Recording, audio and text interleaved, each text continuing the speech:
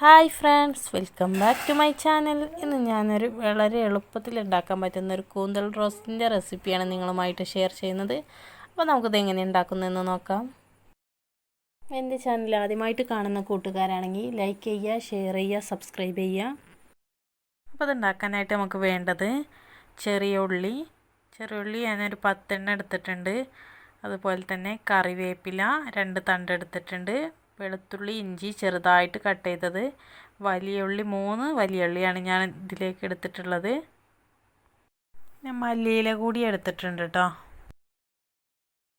അപ്പോൾ ആ കൂന്തൽ റോസ്റ്റ് തയ്യാറാക്കാൻ വേണ്ടിയിട്ട് ഒരു ചട്ടി ഞാൻ അടുപ്പത്ത് വെച്ചിട്ടുണ്ട്. ഇനി ഇത് ചൂടാകുമ്പോഴേക്കും നമുക്ക് കുറച്ച് വെളിച്ചെണ്ണ ഒഴിച്ച് കൊടുക്കാം. വെളിച്ചെണ്ണ നിങ്ങൾക്ക് ആവശ്യത്തിനനുസരിച്ച് ചേർക്കാവുന്നതാണ്. ഇനി ഇതിലേക്ക് വെളുത്തുള്ളി, ഇഞ്ചി ചെറുതായിട്ട് അരിഞ്ഞു വെച്ചതും കറുകപ്പട്ടയും ഏലക്കായും കൂടി ചേർത്ത് കൊടുത്തിട്ടുണ്ട്. ഇനി ഇതൊന്ന് മൂത്ത് വരുമ്പോഴേക്കും നമ്മുടെ ചെറിയ ഉള്ളി നമുക്കിതിലേക്ക് ചേർത്ത് കൊടുക്കാം. അപ്പോൾ ചെറിയ ഉള്ളി എത്ര കൂടുതൽ ചേർക്കും തോറും നമ്മുടെ ഈ ഒരു റോസ്റ്റിന് ടേസ്റ്റ് കൂടും. ഇനി ഇതാ നമ്മുടെ ഈ ചെറുള്ളി നന്നായിട്ടൊന്ന് മൂത്ത് വരുന്നത് വരെ ഒന്ന് ഇളക്കി കൊടുക്കാം.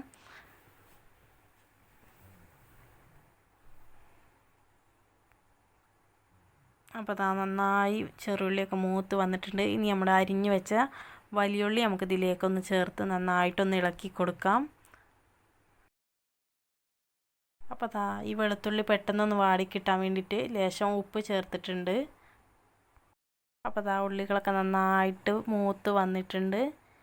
ഇനി ഇതിലേക്ക് നമുക്ക് മുളക് പൊടി ചേർത്ത് കൊടുക്കാം. അപ്പോൾ മുളക് പൊടി നിങ്ങൾക്ക് എരിവിനനുസരിച്ച് ചേർത്താൽ മതിയാകും. ഇനി ഇതിലേക്ക് മല്ലിപ്പൊടി 1 സ്പൂൺ ചേർത്ത് കൊടുത്തിട്ടുണ്ട്. കുരുമുളക് പൊടി നിങ്ങൾക്ക് എരിവിനനുസരിച്ച് ചേർത്ത് കൊടുക്കാവുന്നതാണ്. ഞാനൊരു 1/4 ടീസ്പൂൺ ചേർത്ത് കൊടുത്തിട്ടുണ്ട്.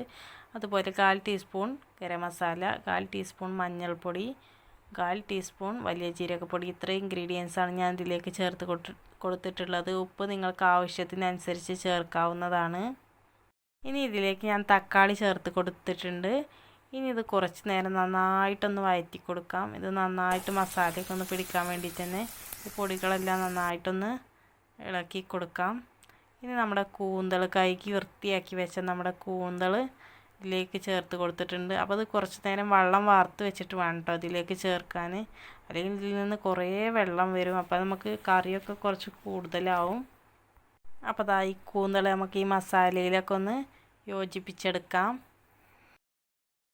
അപ്പോൾ അതാ ഈ കൂന്തൽ വേവാനുള്ള വെള്ളം ഇതിൽ തന്നെ ഉണ്ടായിരുന്നു കേട്ടോ.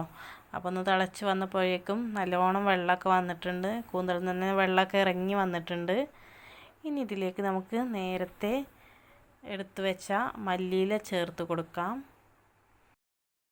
ഇനി ഈ കൂന്തൽ നമുക്ക് കുറച്ച് നേരം ഒരു 10-15 മിനിറ്റെങ്കിലും നമുക്കിതൊന്ന് അടച്ച് വെച്ച് ഈ വെള്ളമൊക്കെ ഒന്ന് വറ്റി വരുന്നത് വരെ ഒന്ന് വേവിച്ചെടുക്കണം. അപ്പോൾ നമ്മുടെ കിടിലൻ കൂന്തൽ റോസ്റ്റ് ഇവിടെ റെഡി ആയിട്ടുണ്ട്. എല്ലാവരും ഇതൊന്ന് ഉണ്ടാക്കി നോക്കുക. നല്ല ടേസ്റ്റി ആയിട്ടുള്ള ഒരു റെസിപ്പിയാണിത്.